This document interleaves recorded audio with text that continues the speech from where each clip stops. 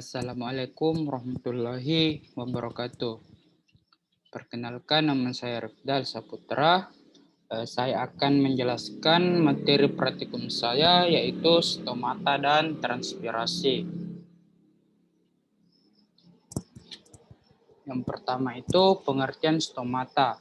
Stomata merupakan modifikasi sel epidermis daun berupa sepasang sel penjaga yang bisa menimbulkan celah sehingga uap air dan gas dipertukarkan antara bagian dalam dari stomata dengan lingkungan. Stomata biasanya ditemukan pada bagian tumbuhan yang berhubungan dengan udara, terutama di daun, batang, dan rizoma. Stomata terdapat pada bagian bawah daun, tetapi ada beberapa jenis tumbuhan, stomata dapat dijumpai pada permukaan atas dan bawah daun.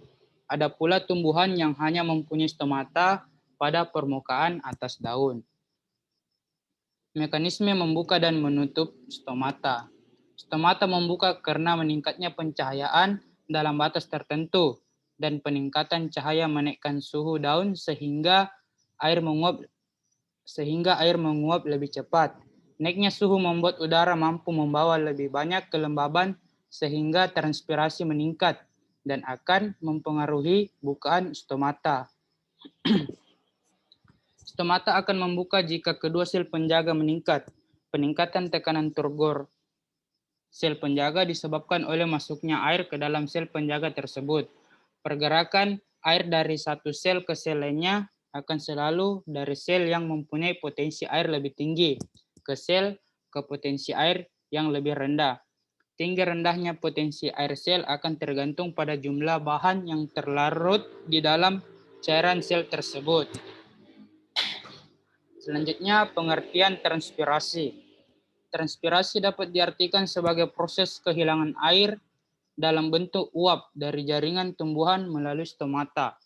Kemungkinan kehilangan air dari jaringan tanaman melalui bagian tanaman yang lain dapat saja terjadi, tetapi porsi kehilangan tersebut sangat kecil dibandingkan dengan yang hilang melalui stomata.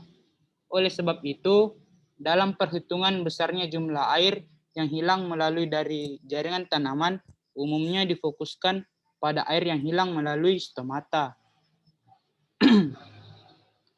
Mekanisme transpirasi. Dalam aktivitas hidup, sejumlah besar air dikeluarkan oleh tumbuhan dalam bentuk uap air ke atmosfer. Proses pengeluaran air oleh tumbuhan dalam bentuk uap ini disebut transpirasi. Transpirasi melalui daun dimulai dengan menguapnya air dari permukaan sel ke ruang antar sel. Kemudian, dengan difusi air bergerak keluar dari daun. Pada daun, terdapat kutikula berlilin yang menyelimuti permukaan daun dan menjadi penghalang yang efektif bagi pergerakan air ke atmosfer agar tidak berlebihan. Hanya sekitar 5% air yang hilang melalui kutikula, sedangkan sebagian besar hilang dari daun dengan cara difusi uap air melalui stomata. Stomata terbanyak ditemukan pada permukaan bawah daun, sehingga pergerakan air di sepanjang lintasan ini terjadi secara difusi dan dikendalikan semata-mata oleh perbedaan gradien konsentrasi uap air. Selanjutnya perbedaan tanaman C3, C4, dan CAM. Yang pertama, tanaman C3. Tanaman C3 adalah tanaman yang mempunyai lintasan atau siklus PCR atau photosynthetic carbon reduction atau sering disebut siklus Calvin yang dapat menghasilkan asam organik yang mengandung 3 atom C dan jaringan yang terlibat dalam proses fotosintesis adalah jaringan mesofil. Lintasan itu dimulai dari pengikatan CO2 dengan RBP dan RUBP. Tanaman C3 adalah kelompok tumbuhan yang menghasilkan senyawa fosfoglyceric acid yang memiliki 3 atom C pada proses fiksasi CO2 oleh ribolusa difosfat pada tanaman. Selanjutnya tanaman C4.